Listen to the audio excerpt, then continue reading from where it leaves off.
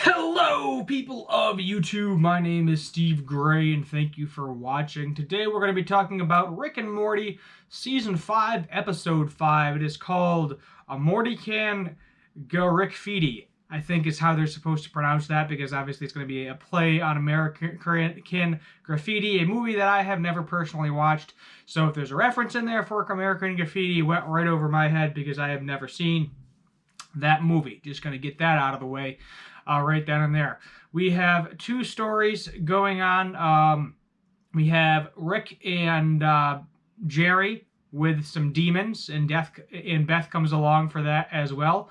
And we have Summer, we have Morty, and some foreign exchange student who is probably the guest character, I'm guessing, on the show. I don't know who the guest speaker was. I know they have like a special guest on pretty much every show, somebody that's doing a voice acting thing. And his name was Bruce Chungsting or Chingsting, something along those lines. He was like the cool popular kid. So it was more about Rick, Jerry, and Beth this episode than Summer and Morty. And what I've kind of noticed is it seems like there really isn't a lot of actual Rick and Morty episodes. It doesn't seem like they're together really at all this season. Last season they were, it was just some fun random Rick adventures. This season it seems like everybody's kind of off doing their own thing, and that's not really a bad thing because it adds character development in there, and they can do different and cool things. Like this was like a stereotypical high school thing where Summer and Morty are just trying to get a friend because both of them haven't been to school that often. Both of them aren't very popular, and this new kid seems like he's very popular. He's from like a military family, something along those lines. So they take over Rick's car, who is now a sentient being, by the way. She, because it is a female voice, so I'm going to go with she here, says, "Oh, you can't do it. You can't take me anywhere. No, no, no, no, no." And Bruce is like, "Oh, that's, cool spaceship." He wants to go for a ride in the spaceship. Eventually, they convince her to go flying. They say, "Oh, Rick's in danger," something along those lines, so she agrees, even though she just wanted to use it to blackmail them so that way she could go out and do her own thing every once in a while, which I thought was kind of funny. But, they're blowing up stuff, doing some Star Wars stuff, all the crazy space adventures, Star Wars, Star Trek, whatever you want to call it. And Bruce is just kind of being a buzzkill. Rick and Summer, Rick and Summer, Morty and Summer are having a pretty good time by the looks of it. It's kind of weird to see brother and sister there not constantly bickering, not constantly fighting, because we know how they are. And if you have siblings and you were a teenager, you know how it is too. But it was kind of interesting to see that whole situation play out as it did. And he ended up kind of becoming the loser because he wore the same pants 2 days in a row. That was the end of that story. He was like, "Oh, I gotta go ask other people like how you are in the popular circle." And Rick and Morty, I keep seeing Rick and Morty, Rick and Summer, Morty and Summer, there we go. So, I don't put them together. That's the problem. I keep thinking they're supposed to be Rick and Morty. It's not. It's Morty and Summer. And he probably ends up asking around, realizes that they're losers at their school, they're not cool, they're not popular. He's hanging out with all the popular girls, even though Summer did hang out with the one popular girl there at one point in time. I don't know if she is anymore at this point, but she was hanging out with this one popular girl that they showed near the end of the episode. And I found out that he wore the same pants 2 days in a row, so now he's a loser and uncool. So we may actually see him again hanging out with Summer and Morty, but hey, I doubt it, because I think that was probably just somebody that they brought in as like a guest voice actor, and we'll probably never see them again, or maybe once in a great while we'll see them again. Meanwhile, Rick had a humbling moment with Jerry, so he sold some faulty skin hooks to literal demons from hell. That's right. So if you think Hellraiser, that's what all of these demons look like. They're basically straight out of Hellraiser. At least that's the vibe that they were giving off to me anyway.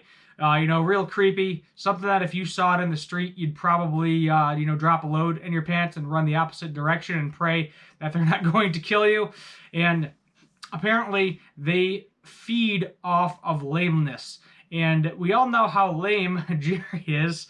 So Rick creates a boys' night out in order to use Jerry's lameness to give them pleasure. So pain, lameness, this all gives demons pleasure. So it's basically it's literally the opposite. So pain is good and pleasure is bad. So if you gave them like a sweet piece of cake, it'd probably taste terrible. But if they ate a turd, big old steaming cow pie, it'd probably be amazing to them. That's the general gist of them. And Rick thinks he's cool the entire time, and we kind of get that. One of the demons even kind of mentions the lamest thing you could think is that you're cool, and that actually gave one of the demons pleasure because they literally ended up in hell. So Jerry overheard the demons in the bathroom. Beth came to kind of jump in on their boys' night when she was done birthing a bunch of horses, because she was like, oh, it's just it's childbirth for a horse. It's really fast and then it's over. And she ends up kind of making fun of Jerry to make her father happy, as she does over and over and over again. Jerry is the Meg of this show, if you compare it to Family Guy, or the Klaus if you prefer American Dad.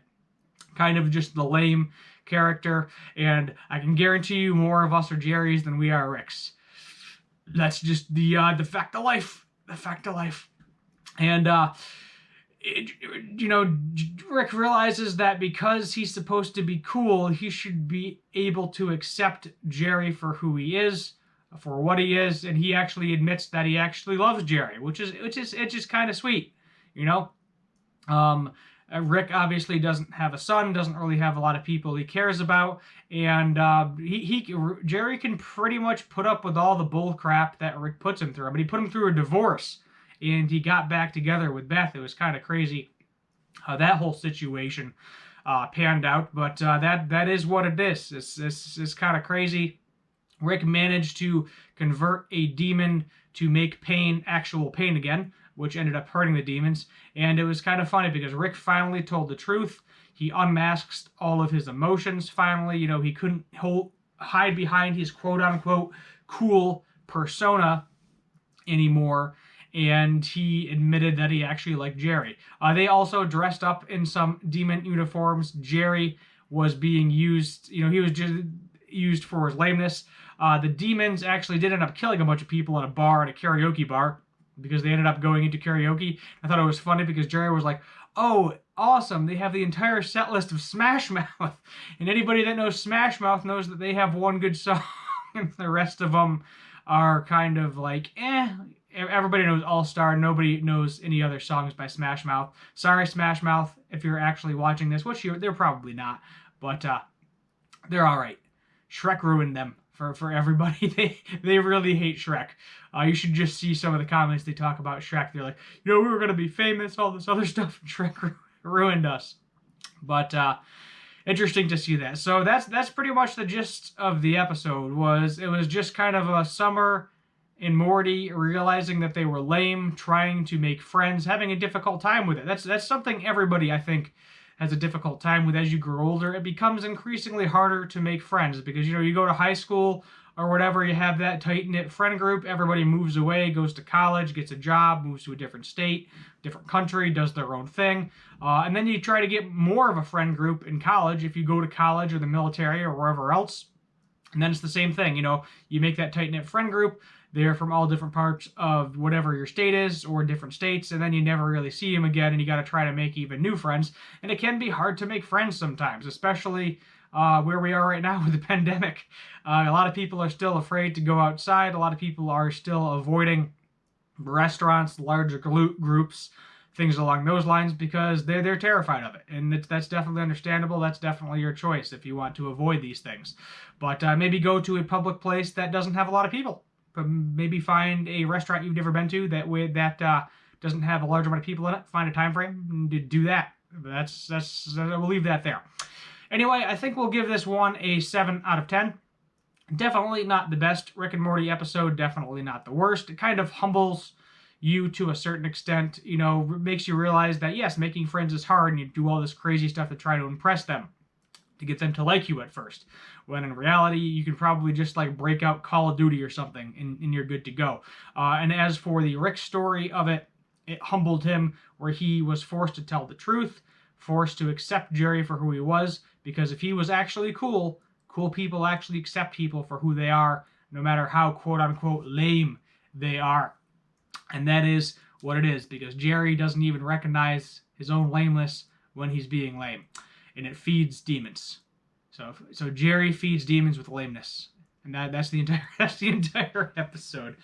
We'll leave it at there. Thank you for watching. My name is Steve Gray. If you're new here, hit that subscribe button, turn on that notification bell, leave a like, and feel free to comment down below what you would like me to do for future cartoon and anime related content.